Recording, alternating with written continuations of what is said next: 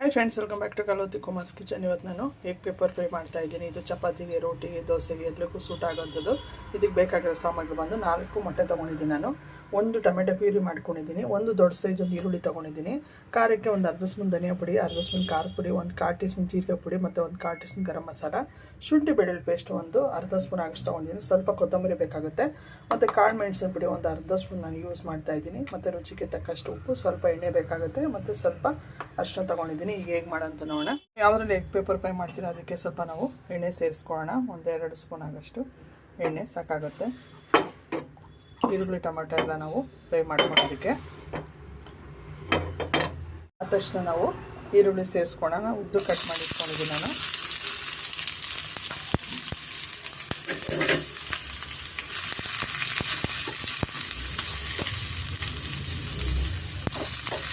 Medium ಫ್ಲೇಮಲ್ಲೇ ಸ್ವಲ್ಪ ನಾವು ಫ್ರೈ ಮಾಡ್ಕೊಳ್ಳೋಣ. ಸ್ವಲ್ಪ ರುಚಿಗೆ ತಕ್ಕಷ್ಟು ನಾವು ಉಪ್ಪು ಸೇರಿಸ್ಕೊಳ್ಳೋಣ.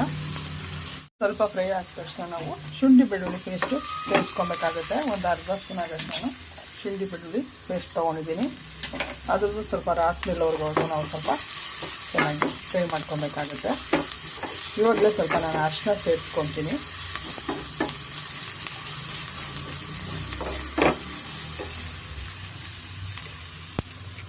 ಸ್ವಲ್ಪ ಅರಿಶಿನ ಮಿಕ್ಸ್ ಮಾಡಿಕೊಟ್ಬಿಟ್ಟು ನಾವು ತಟ್ಟೆ ಮುಚ್ಚಿಬಿಡೋಣ.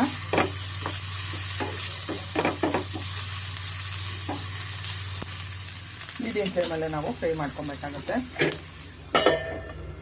ಫ್ರೆಂಡ್ಸ್, ಆಗಿದೆ. ಈರುಳ್ಳಿ ಮತ್ತು ಶುಂಠಿ ಬೆಳ್ಳುಳ್ಳಿ ಪೇಸ್ಟು ಸ್ವಲ್ಪ ಚೆನ್ನಾಗಿ ಫ್ರೈ ಆಗಿದೆ ನೋಡಿ. ಇಷ್ಟ ಆದರೆ ಸಾಕು. ಇವಾಗ ಇದಕ್ಕೆ ನಾನು ಒಂದು ಟೊಮೆಟೊನ ಅಪಲ್ ಟೊಮೆಟೊ ಪ್ಯೂರಿ ಮಾಡ್ಕೊಂಡಿರೋದು ಸೇರಿಸ್ಕೊತಾ ಇದ್ದೀನಿ. ಇದು ಟೊಮೆಟೊದು ಸ್ವಲ್ಪ ಲಾಸ್ಟ್ ಮೇಲೆಲ್ಲ ಹೋಗಬೇಕು. ಅಲ್ಲಿವರೆಗೂ ಸ್ವಲ್ಪ ನಾವು ಚೆನ್ನಾಗಿ ಫ್ರೈ ಮಾಡ್ಕೊಬೇಕಾಗತ್ತೆ.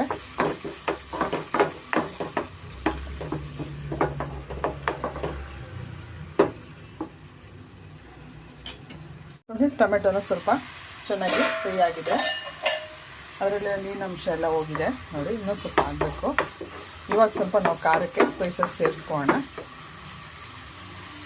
ಖಾರದ ಪುಡಿ, ಧನಿಯಾ ಪುಡಿ ಮತ್ತು ಗರಂ ಮಸಾಲ ಮತ್ತು ಜೀರಿಗೆ ಪುಡಿ ಸೇರಿಸ್ಕೊತಾ ಇದ್ದೀನಿ. ಯಾಕಂದರೆ ಸ್ವಲ್ಪ ಕಾಳು ಮೆಣಸು ಸ್ವಲ್ಪ ನಾವು ಜಾಸ್ತಿ ಬಳಸೋದ್ರಿಂದ ಖಾರ ಸ್ವಲ್ಪ ಕಮ್ಮಿ ಬಳಸ್ಕೊತಾ ಇದ್ದೀನಿ. ನೀವು ನೋಡಿ ಬೇಕಾದ್ರೆ ಬಳಸ್ಕೊಳ್ಳಿ.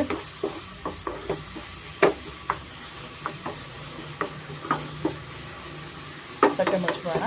ಇನ್ನೂ ಸ್ವಲ್ಪ ಫ್ರೈ ಆಗಬೇಕಾಗುತ್ತೆ. ಅಂದರೆ 1 ನಿಮಿಷ ಸ್ವಲ್ಪ ನಾವು ಚೆನ್ನಾಗಿ ಫ್ರೈ ಮಾಡ್ಕೊಂಡ್ಮೇಲೆ ನೋಡಿ ಚೆನ್ನಾಗಿ ಫ್ರೈ ಆಗಿದೆ. ನಾನು ಇನ್ನೂ ಹೆಚ್ಚು ಸೇರಿಸಿಲ್ಲ. ಈರುಳ್ಳಿ ಬೇಯೋದಕ್ಕೆ ಮಾತ್ರ ಉಪ್ಪು ಹಾಕಿದೆ. ಈಗ ಸೇರಿಸ್ಕೊತಾ ಇದ್ದೀನಿ. ಒಂದು ಅರ್ಧ ಸ್ಪೂನ್ ಆಗೋಷ್ಟು ಉಪ್ಪು ಸೇರಿಸ್ಕೊತೀನಿ. ನೀವು ನೋಡಿ ಹಾಕ್ಕೊಳ್ಳಿ.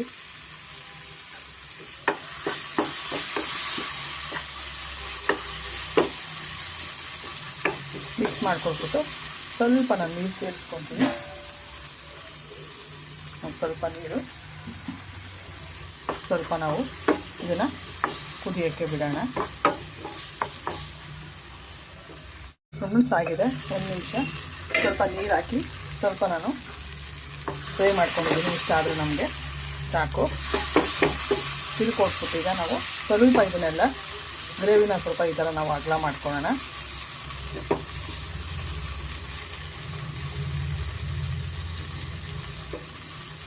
ಈ ಥರ ಅಗಲ ಮಾಡಿಕೊಂಡು ಮೊಟ್ಟೆನ ಇದ್ರ ಮೇಲೆ ನಾವು ನಾನು ಈ ಥರ ಒಡೆದು ನೋಡಿ, ಈ ಥರ ಒಡೆದು ಇಟ್ಕೊಂಡಿದ್ದೀನಿ. 4 ಮೊಟ್ಟೆ ಸೇರಿಸ್ತಾ ಇದ್ದೀನಿ. ಕದಲಿಸ್ಬಾರ್ದು, ಹಾಗೇ ಬಿಟ್ಬಿಡ್ಬೇಕು.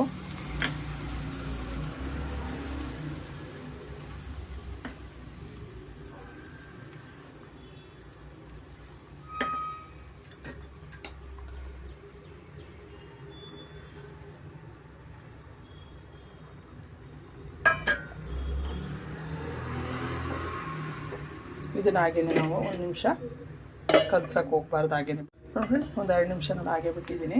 ಇವಾಗ ಇದರ ಮೇಲೆ ನಾವು ಪೆಪ್ಪರ್ ಪುಡಿ ಸೇರಿಸ್ಕೊಳ್ಳೋಣ.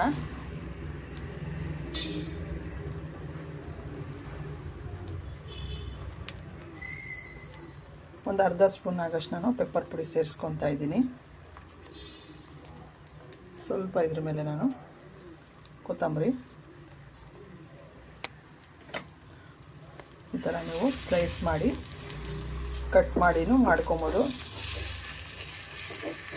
ಈ ಥರ ಉಲ್ಟಾ ಮಾಡ್ಕೊಬೋದು.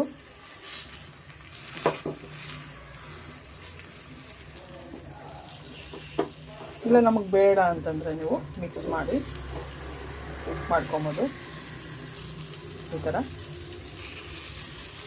ಉಲ್ಟಾ ಮಾಡಿಕೊಂಡು ಲೇಯರ್ ಥರ ನೀವು ಮಾಡ್ಕೊಬೇಕಾಗುತ್ತೆ.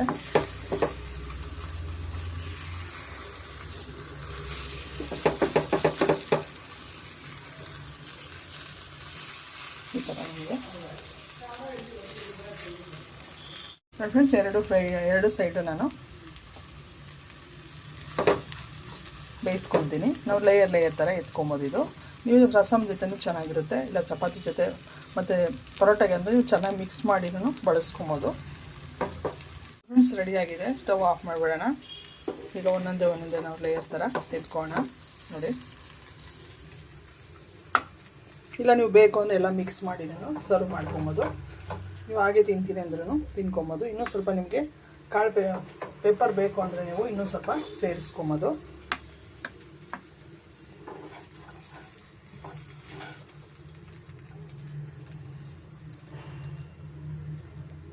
ಆಗಿದೆ.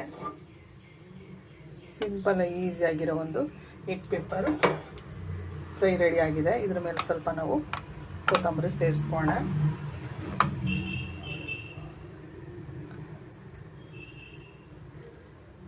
ಇನ್ನೂ ಸ್ವಲ್ಪ ಡ್ರೈ ಬೇಕು ಅಂದರೆ ಫುಲ್ ನೀವು ಮಿಕ್ಸ್ ಮಾಡಿನೂ ಮಾಮೂಲಿ ಎಗ್ ಬುರ್ಜಿ ಮಾಡ್ತೀರಲ್ಲ ಆ ಥರ ಮಾಡ್ಕೊಂಡು ನೀವು ಈ ಥರ ಸರ್ವ್ ಮಾಡ್ಕೊಬೋದು. ರೆಡಿಯಾಗಿದೆ ಫ್ರೆಂಡ್ಸ್.